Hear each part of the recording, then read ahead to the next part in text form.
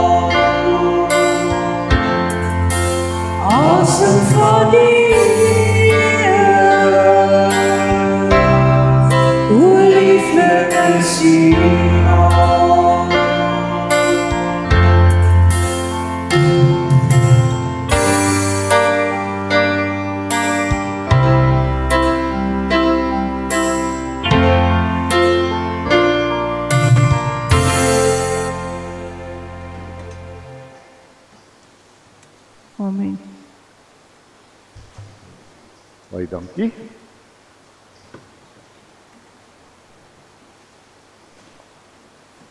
Wie van julle het al 'n engel gesien? En dis 'n interessante vraag. Wanneer verskyn engele aan mense? En daar's 'n rede hoekom meeste van julle nog nie 'n engel gesien het nie. Ek het daarom net 'n klomp hande nou gesien. En die rede is, die Here gebruik engele wanneer mense baie ver van hom af weg is. Wanneer daar amper 'n gaping ontstaan het tussen die mens en die Here. So engele is boodskappers wat die Here spesifiek stuur, en baie keer met 'n bepaalde spesifieke boodskap wat hy sê, hierdie is belangrik genoeg dat ek wil hê dat die mens dit moet weet. En dan stuur hy 'n boodskap. Hoe die Here op die stadium met ons werk, is deur die Bybel. En deur musiek. En deur mense wat met mekaar praat. So elke keer as jy met iemand 'n gesprek voer, en die Here is deel van daai gesprek, hoor die ander persoon iets van 'n antwoord van die Here vir jou sê. So ons hoor op verskillende maniere. Jy kan die radio aansit en 'n onderhoud op die radio hoor en dan antwoord die Here jou op iets. Of jy kan iets lees en dan antwoord die Here jou. Maar engele was gebruik as boodskappers. En daar's 'n paar plekke waar ons lees van engele. Ons lees die eerste keer aan Genesis, wat die Here engele na Abraham toe gestuur het. Daar's na Moses engele gestuur, Gideon engele, Sagaria het ons verlede week van gelees, toe hy nog so groot geskrik het toe die engel skielik met hom praat. Nou 400 jaar stilte en skielik engel praat, groot geskrik. En vandag gaan ons lees hoe die engele Maria verskyn. So wat is die agtergrondswêreld? Ons het verlede week gesê, die Romeinse Ryk is aan bewind, eintlik 'n harde oorheersing wat gegeld het. Hulle het nie baie geduld met die Jode se opstande gehad nie, en hulle het redelik sterk op hulle neergekom. So dis daai Romeinse onderdrukking. En vir 400 jaar, totdat Sagaria die boodskap gehoor het,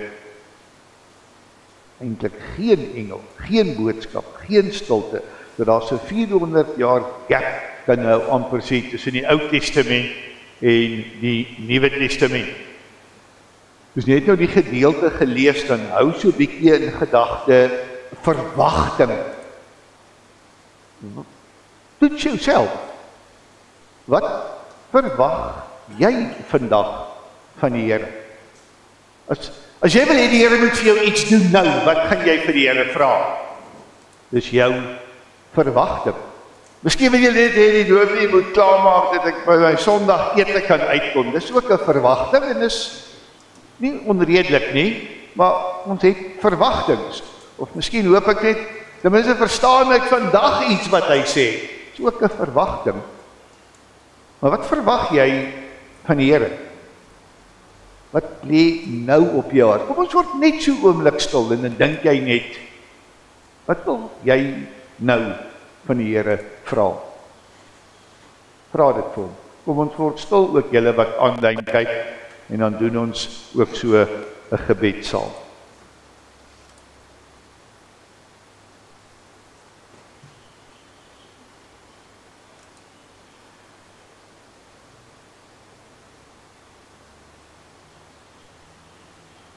Here, ons kom met verwagtings. En soms weet ons nie eens altyd wat ons wil hê nie. Here, ons wag vir U. En sommige wag vir antwoorde, sommige wag vir oplossings, sommige wag vir genesing, sommige wag vir hoop. Here, ons wag dat U ook deur die Gees vandag met ons sal praat, dat ons die stem sal hoor deur musiek, deur 'n skriflesing,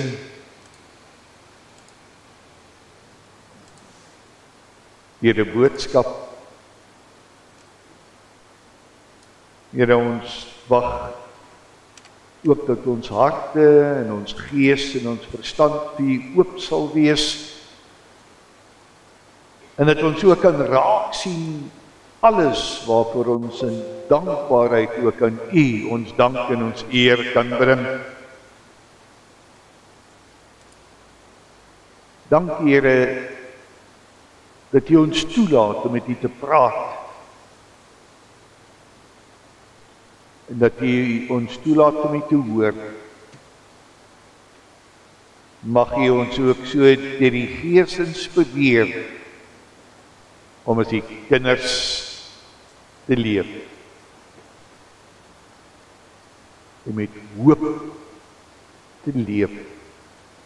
Dit bid ons in die grote naam. Amen. Wanneer ons die gedeelte lees, luister ook vir die verwagtings, want daar's 'n ruimte geskep deur profeseë.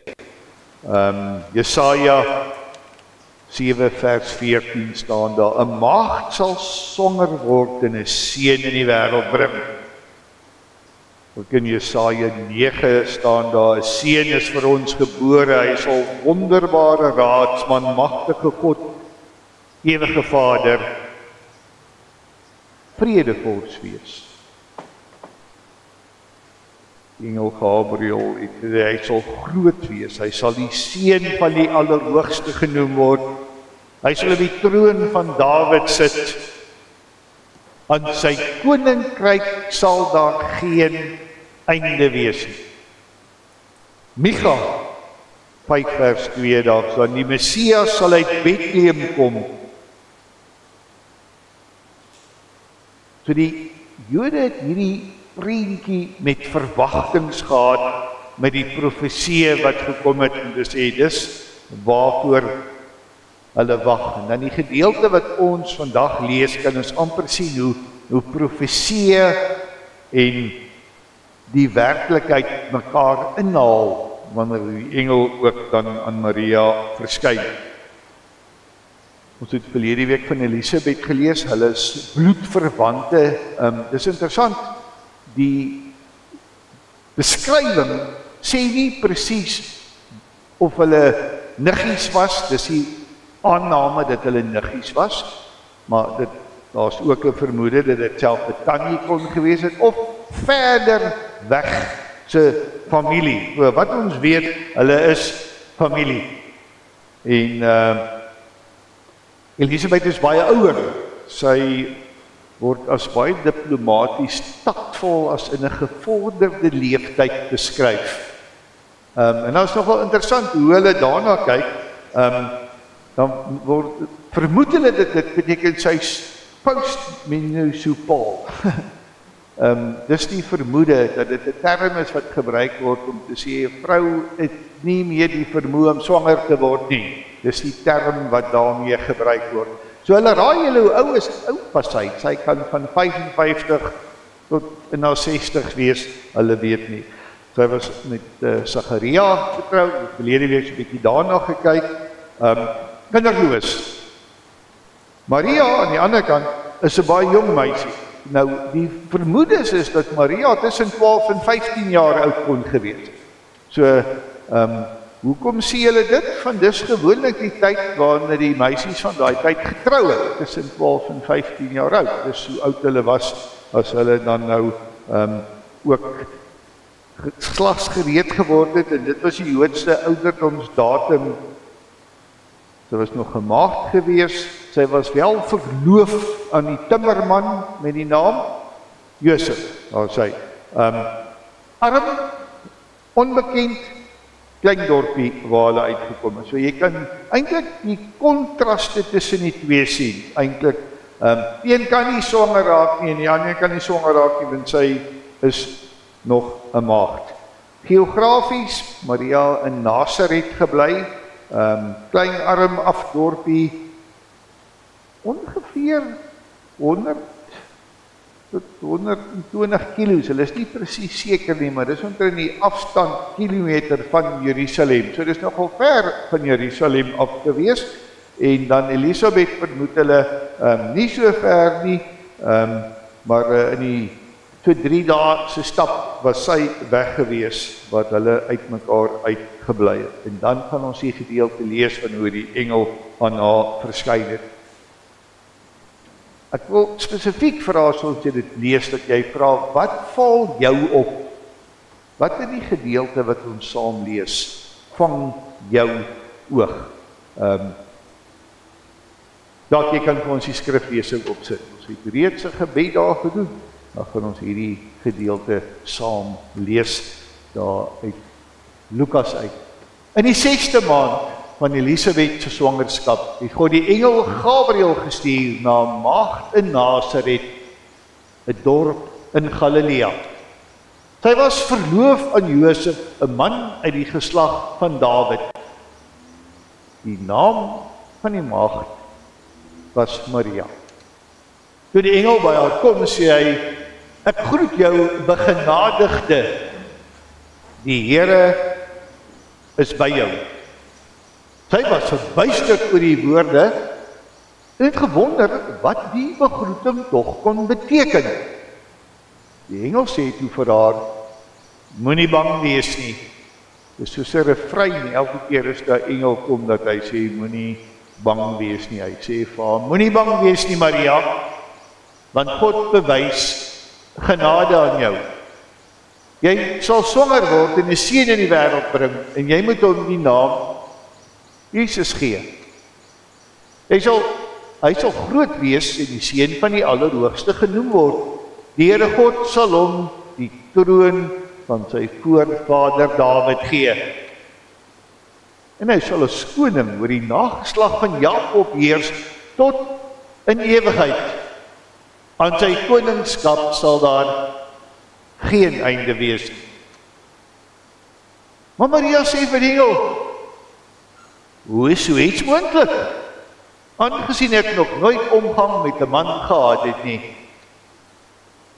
Die engel antwoord haar, die Heilige Gees sal oor jou kom, en die krag van die Allerhoogste sal die lewe in jou wek. Daarom sal die een wat gebore word, heilig genoem word, die seun van God.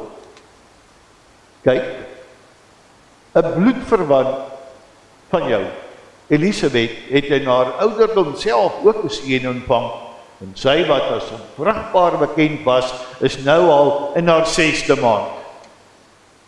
Niks is vir God onmoontlik nie. Die vorige keer toe ek hierdie gedeelte gelees het, was dit my tema gewees, toe ek dit gekies, niks is vir God onmoontlik, en ons lees verder daar.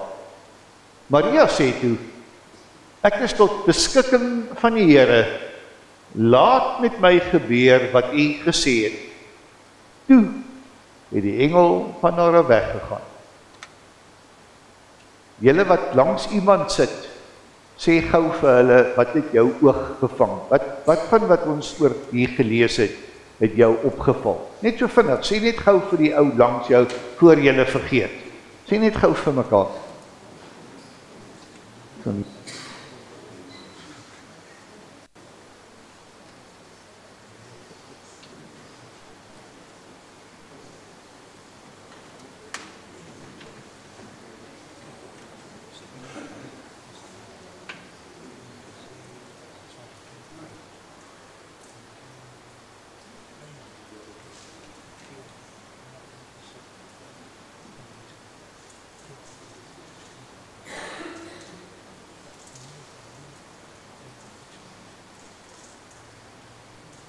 Michelle sê hierso wat haar opgeval het, is dat die ewigheid van God se koningskap, dat konings gewoonlik maar net so lank koning is en dan gaan hulle tyd verby, maar die ewigheid daarvan, en Herman het hier gesê dat niks vir God onmoontlik is nie.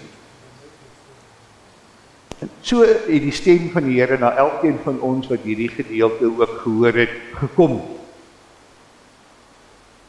En hier's 'n jong meisie wat skielik hierdie boodskap kry, en wat is haar eerste instinktiewe reaksie? Dit was 'n bietjie bang geweest, en sê nee, hierdie gaan nie werk nie, want ek weet dit kan nie gebeur nie. Want sy het duidelik mooi verstaan hoe die normale fisiologie funksioneer, en daarop sy sê, nip, ek gaan nie swanger word nie. Ou kan iets daarmee optel van die gedeelte wat ons verlede week gesien het, want toe Sagaria ook gesê het, nee, my vrou kan nie swanger word nie, hierdie gaan nie gebeur nie. En is weer eens daai menslikheid, daai absolute menslikheid wat sê, met my brein, met my verstaan, kyk ek hierna, en ek weet, dit kan nie werk nie, dis nie moontlik nie. En dis wat geloof baie keer vir ons moontlik moeilik maak, want soms bots ons geloof met wat ons weet en verstaan van die wêreld. Binne ons as enige kerk is ons nogal 'n rasionele kerk. En ek wil myself daarop beroem dat ons nogal na feite en uitkomste en nie sommer net in bog glo nie. En tog bereik ons 'n punt wat ons binne ons menswees moet sê, wat nou gebeur is meer as wat ek kan verstaan. Is meer besig om aan die gang te wees as wat vir my sin maak, as wat ek met my menslike rasionaliteit kan verstaan. Want wat is die goed wat ons bang maak? Ons word bang wanneer die wêreld om ons bedreiging vir ons inhou. Wanneer dit wat gebeur nie is wat ek wil hê moet gebeur nie. So interessant genoeg, man sal baie keer in plaas van om hulle bang te wys, kwaad wys. Man sal baie keer kwaad wys, want hulle wil nie wys hulle is bang nie. Maar bang en kwaad loop baie keer by mekaar. En hier's bang 'n normale reaksie, en daarom dink ek kom die Here ook vandag na ons, en hy sê vandag ook vir ons in ons wêreld, wat die bestaansorde rond geskei word, moenie bang wees nie. En as jy nou 'n lys moet begin maak van goed wat jou bang maak, dan kan jy vrek baie van hulle kry. Ons hoef maar net is dit maandag, wat hulle hier in KwaZulu-Natal 'n stemming gaan hê, of die MK dalk die regering gaan oorneem, is genoeg om ons bang te maak.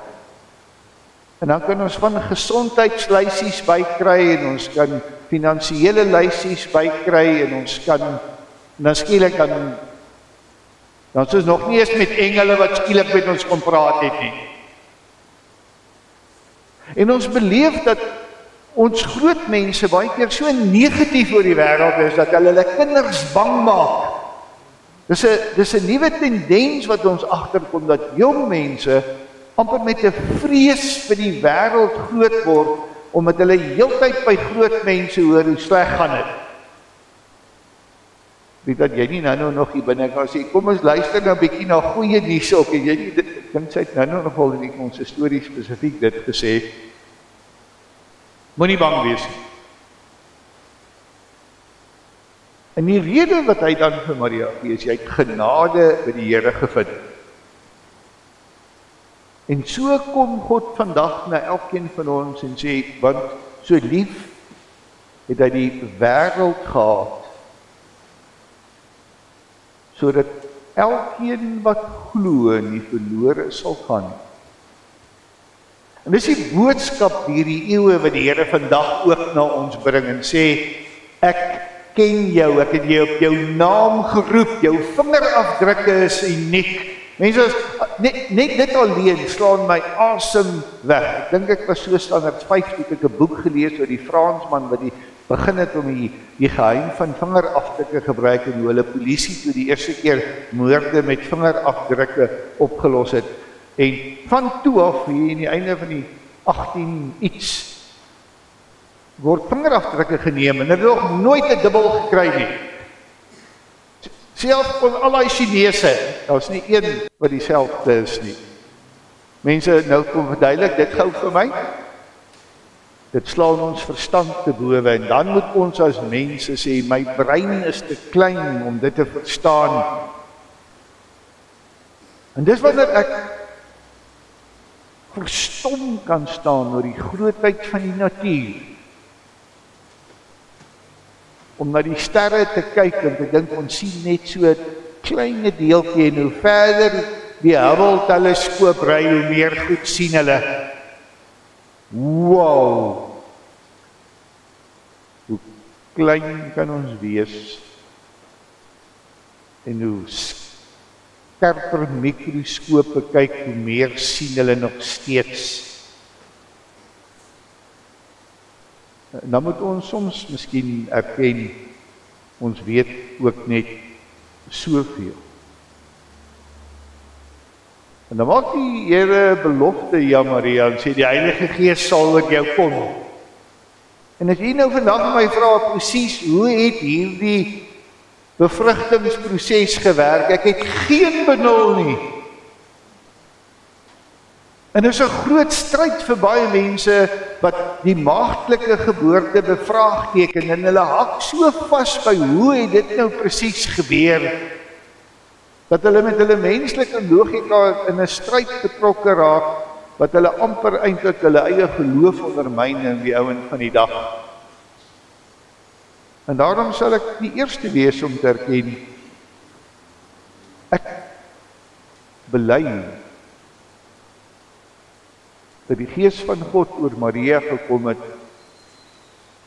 en dat die kind van Jesus deur haar gebore is, want dit het die totale geskiedenis van die mensdom verander.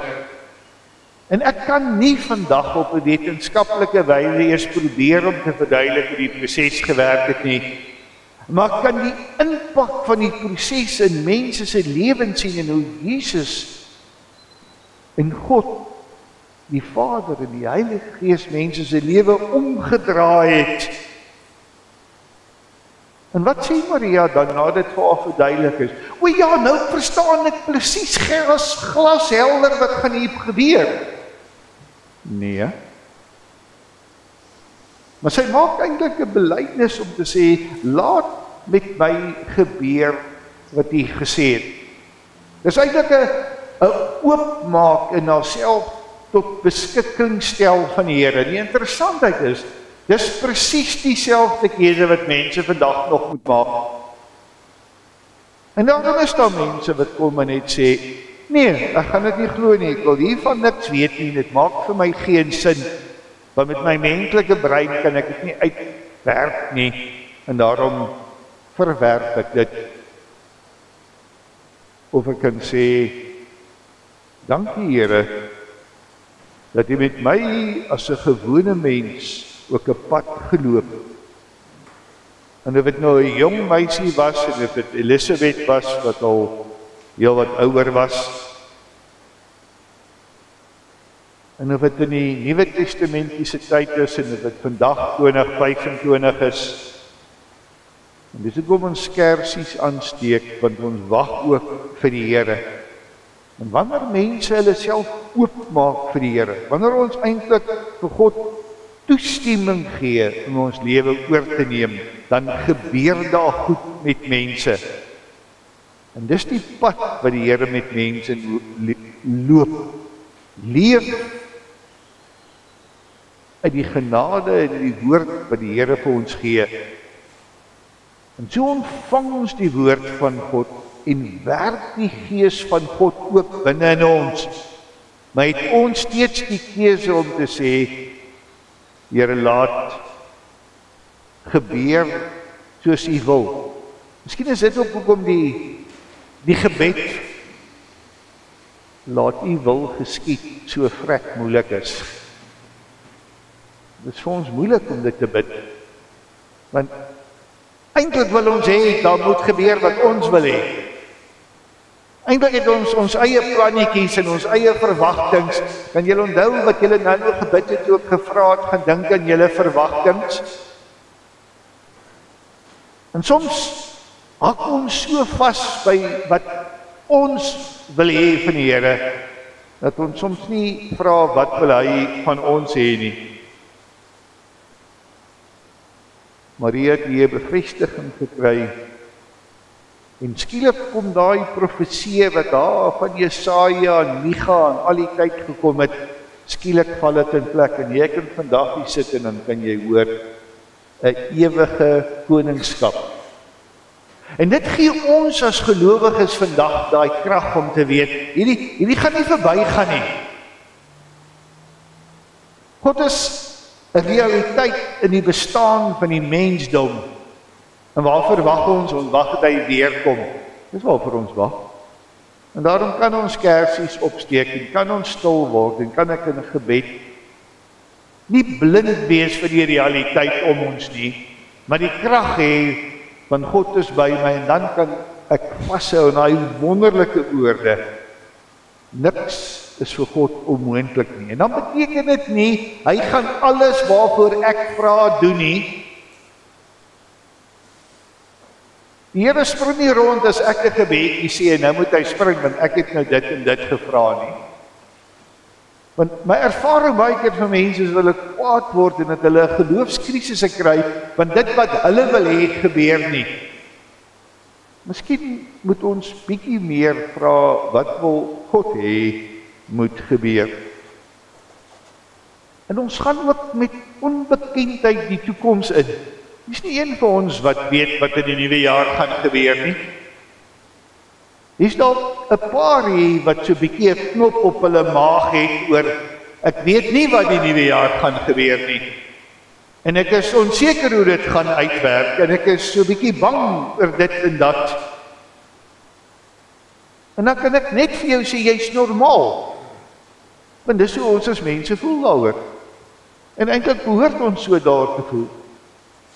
Maar dan is 'n goue draad wat deur ons lewe loop, kan ons die genade van God sien wat kom en sê, ek is by jou. Ek loop hierdie pad saam met jou. En dan kan 'n ou iets van hierdie genade van God sien van Abraham deur.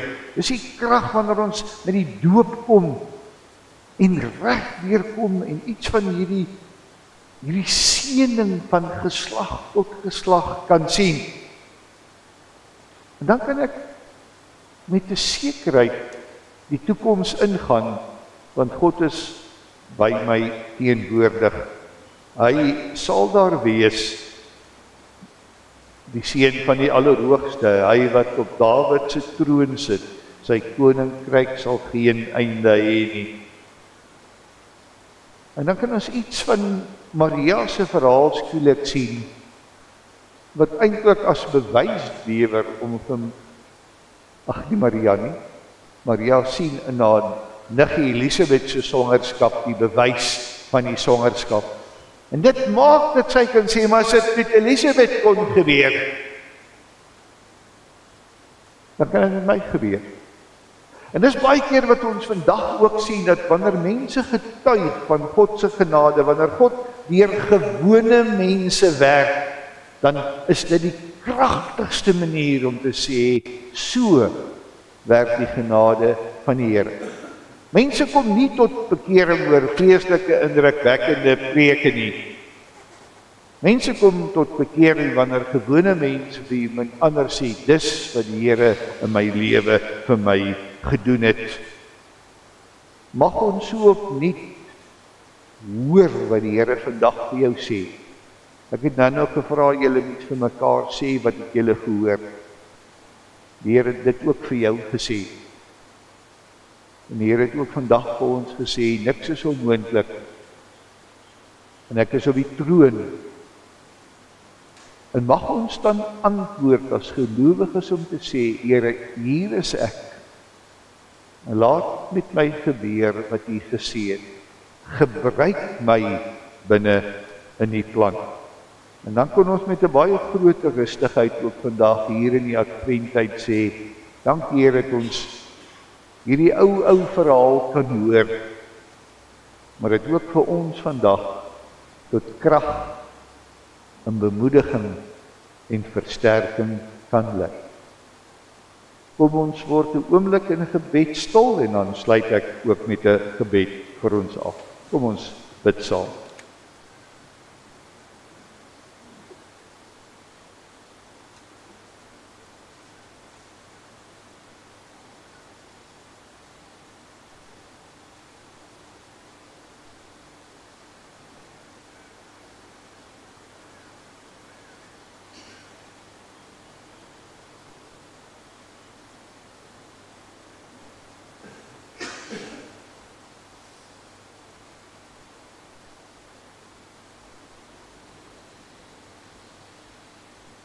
Liewe Vader, baie dankie dat U vir ons 'n anker van hoop kan wees.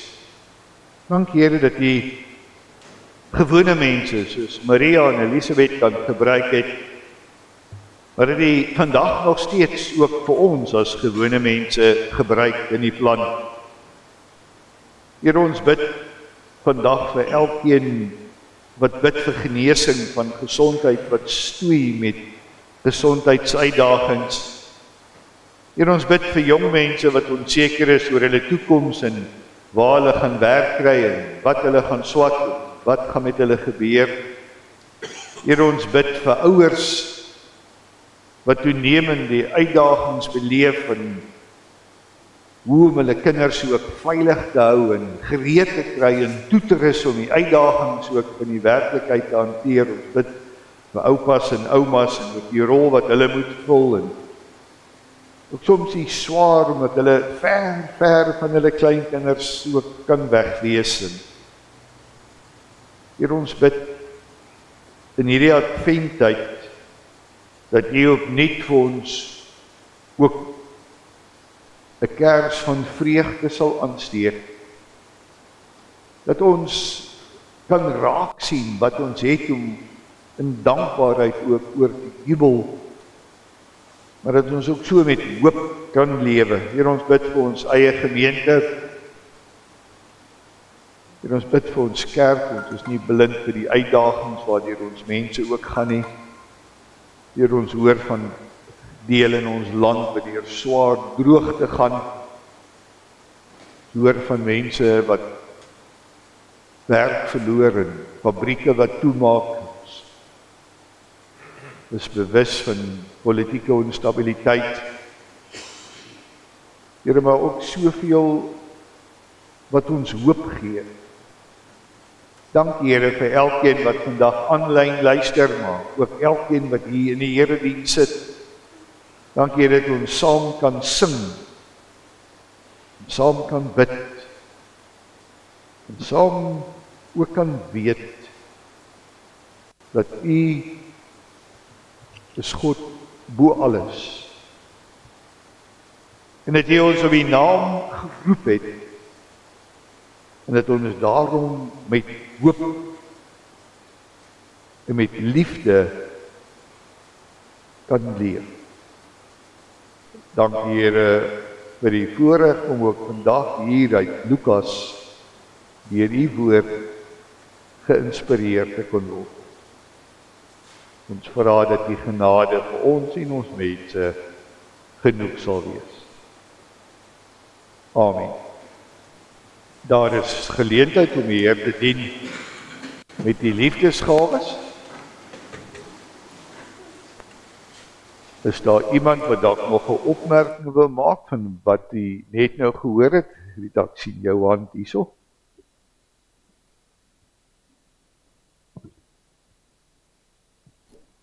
Dankie, dit is vir my baie interessant dat die diens vanmôre begin het of die lees van die aanleiding tot die diens, tot die preek, dat ons geneig is om op feite, ons wil bewyse hê deur feite, dat ons kan glo dat goed kan gebeur. En dat mense dan soms, ek gaan 'n bietjie weg van Maria en af, dat mense terminaal of baie ernstig siek kan wees en sonder bewyse of enige mediese verklaring word hulle net gesond. En dit is nou, kom dan by, niks is onmoontlik by God nie. Maar wat vir my interessant was oor Maria wat gesê het, is onmoontlik. Ek het nog geen omgang met 'n man gehad nie, hoe kan dit dan gebeur? En dan sê sy, ek stel my beskikbaar vir God. Daai beskikbaar stel verklaar vir my miskien wat ons moet doen. As ons onseker is en op feite wil staatmaak, stel ons beskikbaar en dit sal gebeur wat moet gebeur. Dis wat ek vandag gekry het. Rita, baie dankie. Ek hou daarvan. Ek het nou eers gedink jy gaan nou vir Gerard daai lysie deurgee dat hy kan hoor, maar nee, ek trek so. Ja, baie dankie vir jou opmerkings daar. En ek dink daai beskikbaar stel is krities belangrik. En dis eintlik wat die Here wil ons hê. En dis eintlik maar die verskil tussen glo en nie glo maak. Dat mense wat hulle self beskikbaar stel, dat God in ons lewe gebeur ook dit en kan hulle later dan getuig wanneer die goed wat gebeur binne in God se groter plan. Baie dankie daarvoor. Ons gaan dan afsluit met ons slotlied wat ons dan ook staande gaan sing. Ek moet nog hierso kry. Ja, dit is die een wat ons in gedagte gehad. Stille nag. Ons kan daarom nie in hierdie Kerstyd nie ergens die stille nag ook saam sing nie. Kom ons staan en dan, so dit ook daai lang verwag, kom ook daar verby hierdie wagtyd waar ons is. Kom ons sing dit staande saam.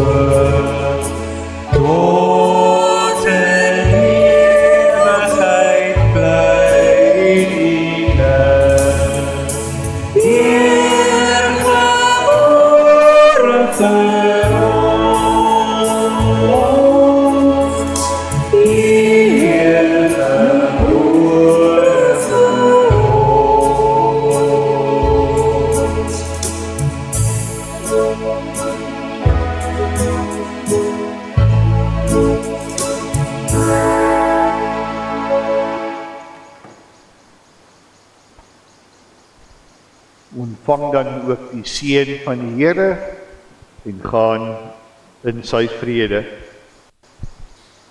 Mag die God wat ook vir Maria en vir Sagaria verras het en vir Elisabeth bemoedig het, jou ook deur die Heilige Gees vul met hoop en vreugde en krag.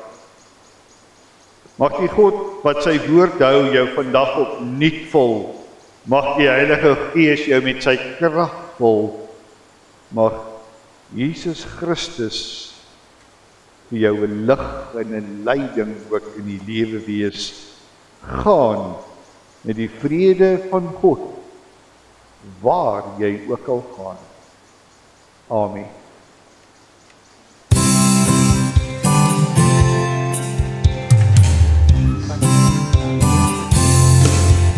Here is